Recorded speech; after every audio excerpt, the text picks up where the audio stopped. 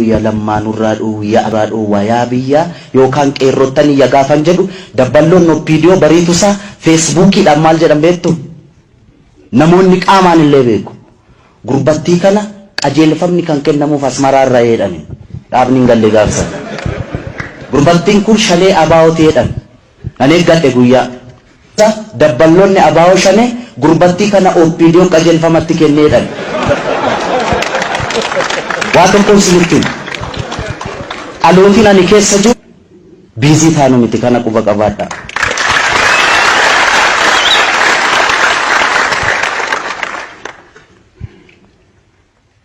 Silaa yeroo mijataan kana caalu hin jiru Oromoon ijaaramuudhaaf warra bilisoomneettan immoo ani wala boobne hin jenne bilisoomne irra hin jedhe malee bilisummaaf walabummaa gargar baasaa laala jechuun miidiyaan na fuuldura jiraafani dhaabbileen Oromoo maal argatan yoo jenne carraa wal ijaaruun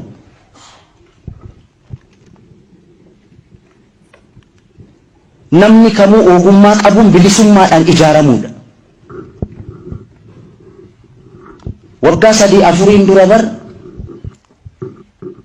barbaannu akkamitti sooromuu dandeenya barbaannu sun akkamitti yoomuu dandeenyaanis mirga mallattoo jijjiirama kanaati jechuudha. Qabni siyaasaa adda bilisummaa Oromoo fi ODP walakkaa jiru kun dhaabbachuu qaba uummata keenyarraa.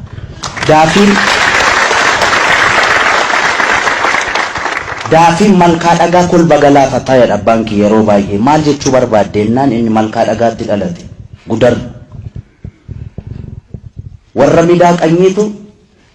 karaa malkaa dhagaa qaxxaamuree gudar gabaa oola warri kolbaamuu gorfoo gararraan ijoolleen tokkee kuttaa'ee hin beektu warri miidhaqanyiitu malaan rakkisu. Amma kolbi kun gaafa ija dhagawasii gadee kaatee walakkaa gala jidduutti rakkate gaaf tokko warri midhaafiin malkaa dhagaa kolba galaafateedha. Daafiin dhaabbilee lamaan kana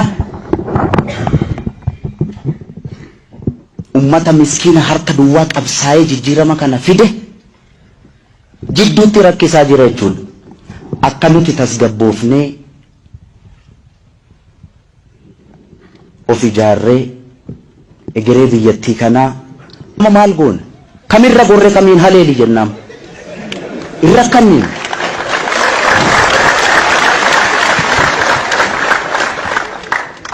kanaaf inni kun jalqabbii gaariidha doktar mariin kun itti fufuu qabda jettaniittu inni karaa nagaatiinis qabsaa'u inni karaa qawwee gatee galeeras kana gara fuulduraattis nani kadhanii jedhus yoo jiraate waliin taatanii yaa artistoota Oromoo raabuleen asham jenne gara fuulduratti gatti ijaaramnu karaa diinagdeetiin karaa maaliitiin biyya kana akkamitti ceesisuu akka dandeenyu isarratti enerjii guutuudhaan akka deemnuuf isin waliin taatanii akka qajeelfama walii laannu malee qoba qobaatti ammoo maal kanaaf akkasuma godha kana booda dhugaa haasa'uudhaaf ummanni keenya tokko ta'eetu qabsoo kana kanaan ga'ee